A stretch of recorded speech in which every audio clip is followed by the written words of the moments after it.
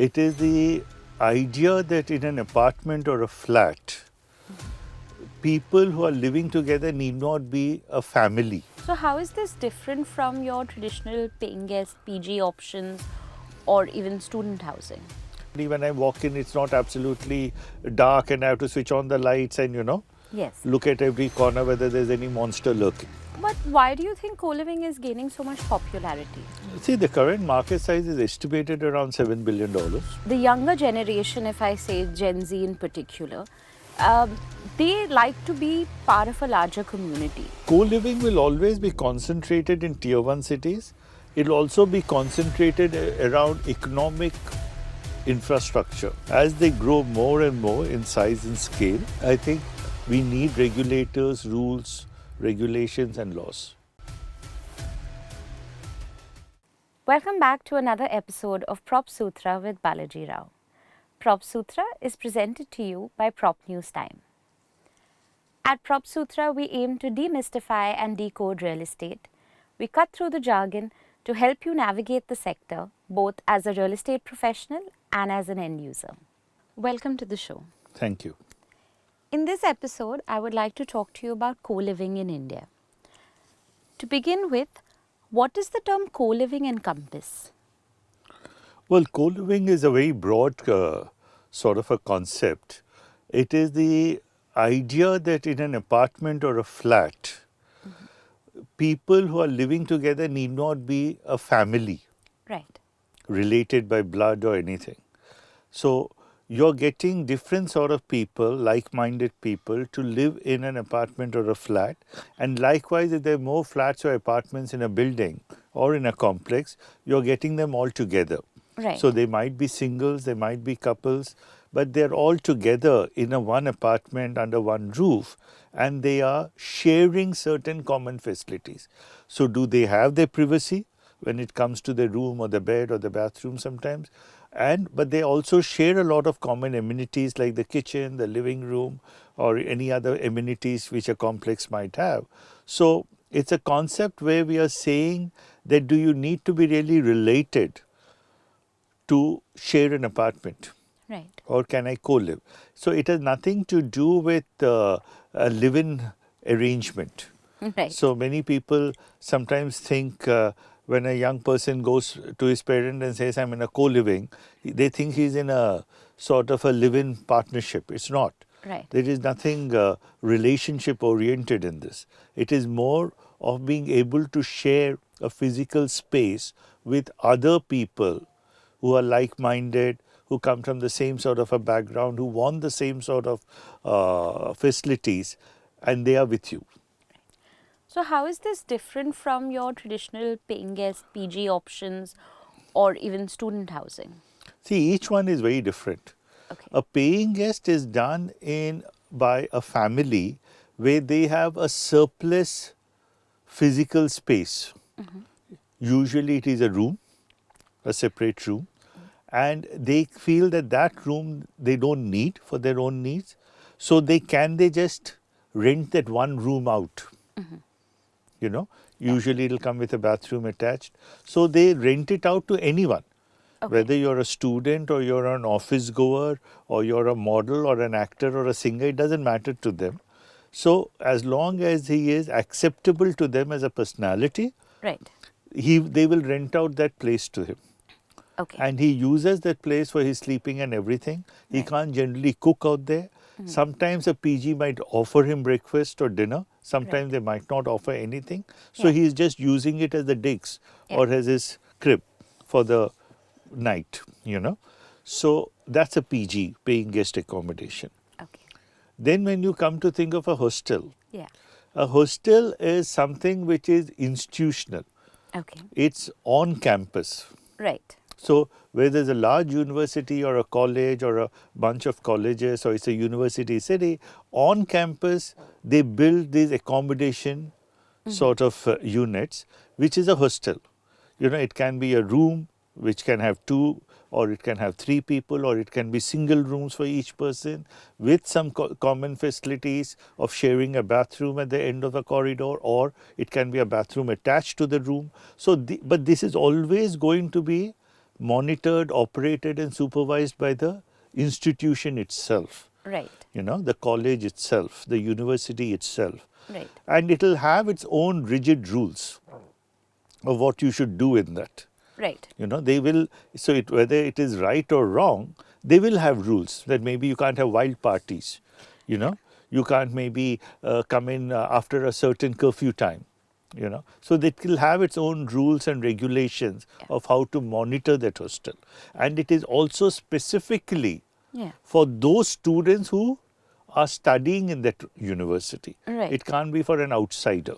Right. So that is the hostel. When you come to student housing, the student housing is something which we describe something which is off campus. Okay. It is not on campus. Right. So if it is off campus, naturally the rules get diluted. Based on the operator of student housing, he might not have a curfew time. You might not have a den mother or somebody. You might managing. not have a den mother, you might not have wild party. You can have wild parties if you want. So it might be, or it might have rigid rules, depends. But is basically off campus and not regulated by the university or college. You can't hold them responsible for student housing. Right. They might only recommend it to you, but they're not going to take responsibility for that. Okay. So once again, like we discussed in an earlier episode about senior living, most students, when they come for this sort of a thing in a contextual basis, they look for the convenience and comfort. But if you look for standardization and security and safety, those will be far more in a hostel than in student housing or co-living. Right. But why do you think co-living is gaining so much popularity? Because co-living is even broader than student housing, as we were just discussing. In student housing, technically you're taking students only. Right. So basically the students who are going to the colleges in a 2-kilometer radius or 5-kilometer radius will come and stay in the student housing. Right. And usually it's affiliated to the colleges who recommend it also sometimes. Yes. But if it is a co-living, it's free for all, literally. Right. So you can be a student, you can be a working person, you can be an independent professional, so you can be anything. What is the current market size of co-living in India? See, the current market size is estimated around $7 billion. But these are just statistics. I mean, it doesn't mean much whether it is 7 billion, it will grow to 15 billion or 20 billion. But it's a growth market. Okay. See, co-living starts in a way where there is a shortage of supply of a particular unit type. Can you elaborate? I'll elaborate. Suppose I have a work in a certain locality. Right. Like suppose I'm in Mumbai. Yes. I'm in Powai. My office is in Powai. So I'm a singular person. Right. Okay, I'm unmarried, I'm a bachelor, or I'm single, and I'm looking for an accommodation. What sort of an accommodation would I look for? Ideally a 1 BHK? A 1 BHK or a studio, 1-room kitchen, depending upon my budget. I look for that. Yeah. But it's not available, suppose. Right. And somebody says, why don't you look at a co-living? This is a 4 BHKs because there are a lot of 4 BHKs in this locality and you will have to share it with 3 other people. Then I will go for that. No? Then I'll say, okay, there's some advantages. Maybe I'll lose a little bit on privacy, but the advantages because now we'll have some, person who will come and clean or somebody who will cook in the night so that my dinner need not always be bought out. Right. Correct? But suppose in Powai, you do have 1-room kitchens and studios. Where do you think I'll go to? Perhaps a 1-room. Usually I would have gone to the 1-room because it gives me privacy. Right. And in Powai, actually there are large blocks of units which give you that nice 1 BHK fully done up so that I can walk in with my suitcase literally and walk out. Yeah. And it'll have certain facilities at the bottom like a laundromat or cafeteria which helps me out. Yeah. Okay. So the co-living has started even abroad. It is very, like in US, it is very prevalent in New York, in Chicago, in SF. In places where somewhere the supply has not been mapped to the demand. Right. And suddenly the demand is there for singular units and the supply is not there. Right. So suddenly you're turning a larger area into saying, why can't I use this and Right. give it a different color and concept? Yeah. You understand? So that's how it is the birth of it, in my opinion. The younger generation, if I say Gen Z in particular, they like to be part of a larger community. So some people, although they might be able to afford a 1 BHK or a studio, prefer to live in co-living spaces because there's a sense of community. There are friends, there are people, so you're not lonely. Do you think that has a heavy weightage? See, I would, if you going, and this is all speculative Right. because we are not really psychologists, but if I have to hazard a guess on this, Yes. if I come from a joint family or a nuclear family where there were people around, Yeah. and I catapult into a city suddenly where I have to live all alone, okay, it is a big transition. Right. So, what is a halfway house? Right. Can I share an apartment with 3 other kids? Yeah. So that there's somebody I can talk to, somebody when I walk in, it's not absolutely dark and I have to switch on the lights and, Yes. look at every corner whether there's any monster lurking. Yes. Correct? Yeah. So it gives us like a halfway house there. But otherwise, if I do not have any such hang-ups, I would always prefer a studio or a 1 BHK, Okay. which put together in a building, like I said, what is we see in certain places like Powai or other places, can have facilities below. Common facilities. Correct. I can go down and be in a cafeteria and spend an hour.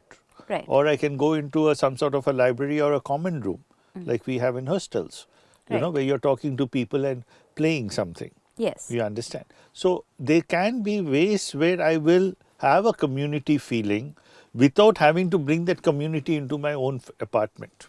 Okay. So it can be counter argued Right. as to which is better. My argument is co-living has started because of a mismatch. Okay. You understand? It has started because I cannot provide you a 1 BHK what you are asking. Would this suffice? I'm giving you one room Right. and it's a big place, and so share it with 3 other people. Why are you getting so hot under the collar? Right. You have your privacy plus you have some company. Let me put it this way. In Mumbai, bachelors or even single women struggle to get apartments on their own. Could this also be a good solution? See, everywhere people struggle to get apartments on their own because they consider you to be a higher risk. Right. Because when you're alone, the general perception is you're wild. Yeah. And when you're married, you're supposed to be tamed, Right. which I think is ridiculous. It's based on your personality, Right. whether you're wild or you're tame, So it's not just in Mumbai. I Yes. would tend to differ.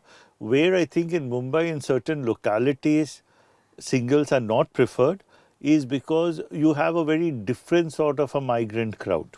Okay. And you're trying to avoid that. Right. You understand.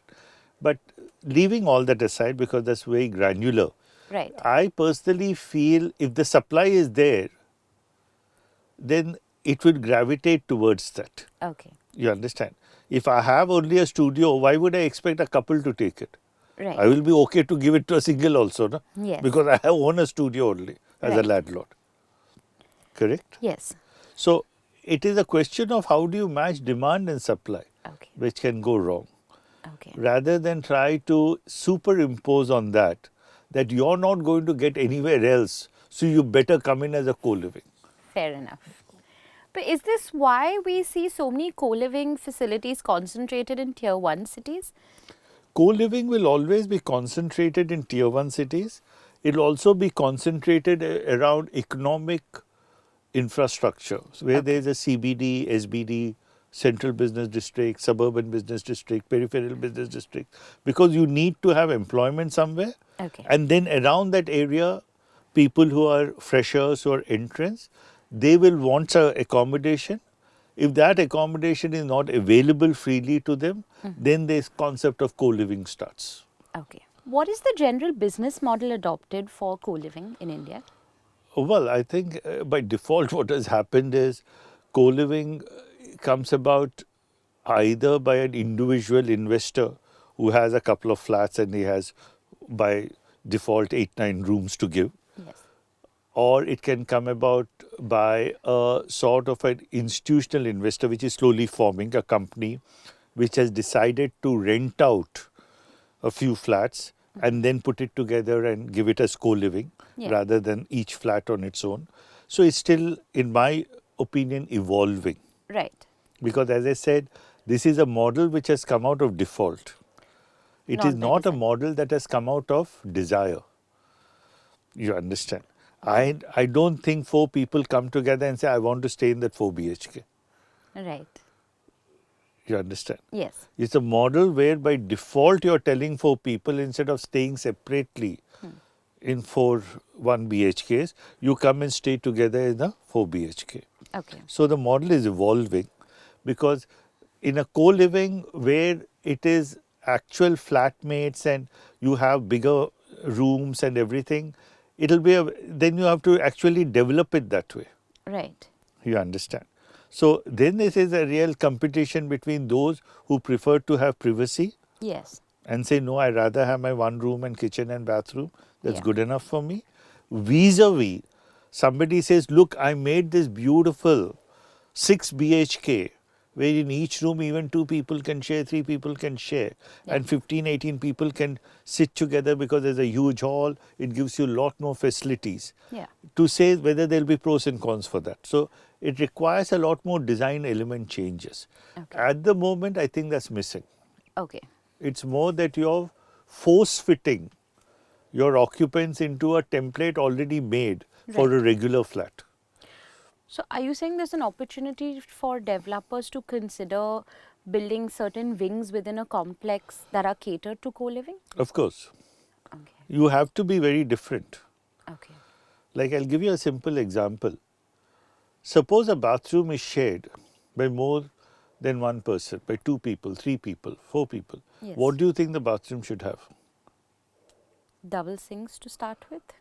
Not really. That is, you're expecting 2 people to be in the bathroom at the same time, Okay. Yes. Yeah.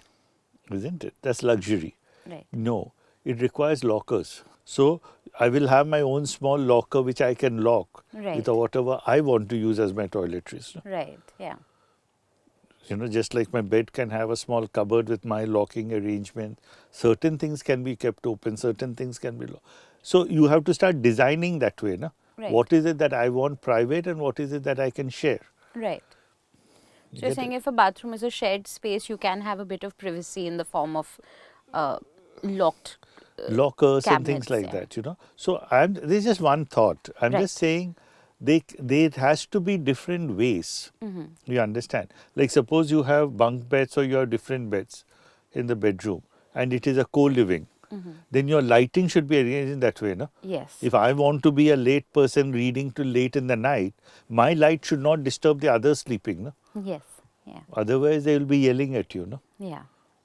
So if though it is designed that way, then I will say it has been designed for co-living. Right. Sharing of a room or sharing of an apartment. If it is not designed that way, then you're just force fitting. Yeah. But in India, you have a lot of small players that operate these co-living spaces. We still haven't seen a large consolidated market. That's not the case in India. So if a builder were to take that bet and build an entire wing with flats like this, how does he sell it? Or how does he? No, see, the model is very different. Again, there's a developer, there's an owner, and there's an operator. Right. The developer builds something like that. Yeah. He gets an operator who knows how to operate it. Right. Correct? So here the operator is somebody who is just like a labor contractor. Right. He ensures that you have an electrician or a plumber on call or you have a daily maid who will come and clear. Yeah. That's not an operator. An operator must be much more, no? Yes. So that he is able to address the concerns. Yeah. Correct? So suppose you have a good operator. Okay?